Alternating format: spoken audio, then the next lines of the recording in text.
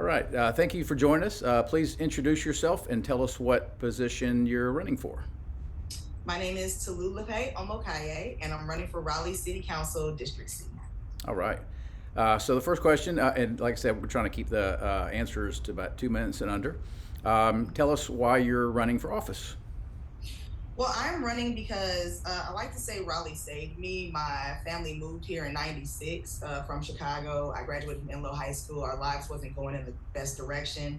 I met the first teacher that really took an interest in me at Enloe. She put me into public speaking. I think that's helped me in my career moving forward. But being in this area and raised in this area, I haven't really liked the direction that the city has been going in. I feel like there's a lot of profit over people. There's not enough engagement to community. I was the chair of the transit authority. I was on the transit authority for 8 years, and I chaired it for the last four. And I had an opportunity to participate in city governance that showed me how, like, almost how the sausage is made. So I want to run because we need affordability in Raleigh. It needs to be a citywide initiative, not just something focused on District C. There's been a lot of displacement and push out in this area. There's crime that's increased in this area. There's been lack of engagement to community.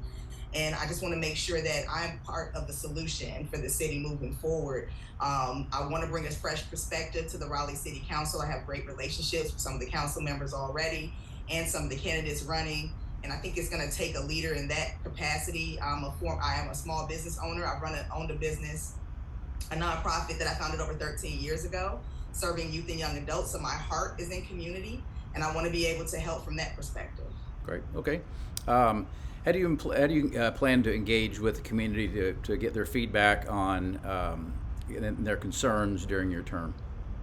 Well, I will host monthly district meetings. Actually, that's something that the incumbent does. And interestingly enough, I was the one that told him to start doing that. So I want to host monthly meetings in my district to educate the community about things going on. I want to meet with the CACs when they meet and bring some more information there. And I want to work with the engagement committee that the city has. I actually think that that should be a board of commission, kind of like transit or planning. So I want to lobby for that in city council so that we can get community engagement. I'm already pledged. I have a lot of small businesses that are supporting me, especially in the downtown area.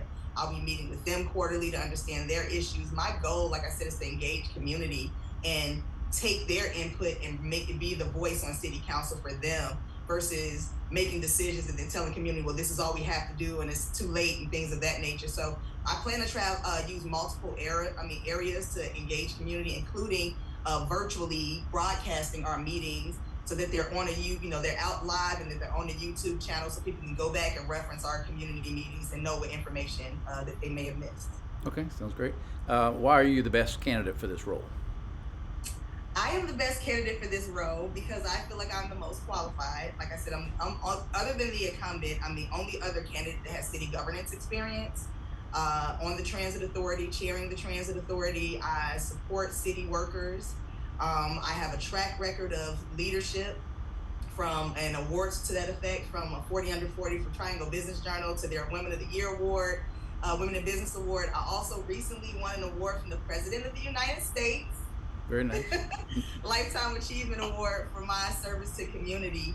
I think that that's the type of heart we want out of leadership, somebody that's competent, that has practical solutions, not just theoretical, answers to questions, but solution minded in ways that we can actually move the city forward collectively. I've been meeting with citizens in the city. We've actually had some of the residents actually come to forums just to meet me so I can learn about their different issues. The excitement that's been around my campaign has been amazing. It's actually kept me going because this is not an easy process at all in any measure, but I love how the support that I've gotten from community, and I'll be a leader that's ready to hit the ground leading from day one. Okay. What one item, if you had to pick one, would be your first priority? Affordable housing. So protecting naturally occurring affordability, like neighborhoods like Eagle Chase, places that people have been, or Worthdale, places that people have been there for a while and been able to maintain their homes. I believe that we deserve single family homes here in District C and not just a bunch of density.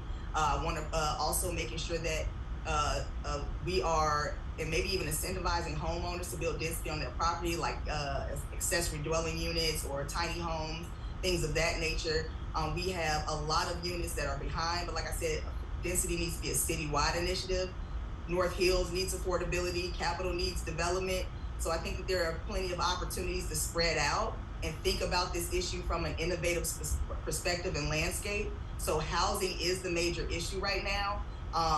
If you're talking about one issue, housing is the major issue right now, but that also includes creating mixed income housing. That also includes making sure that the firefighters and the police officers that are in this area have the ability to live in the area they're policing. That makes communities even safer, but that goes back to housing. So I definitely want to work with the city to focus on fixing our housing issue. Okay. And what single change, again, one thing, what single change or addition to downtown Raleigh do you believe would significantly enhance, like foot traffic, maybe boost retail sales, and contribute to a more vibrant downtown? Transit.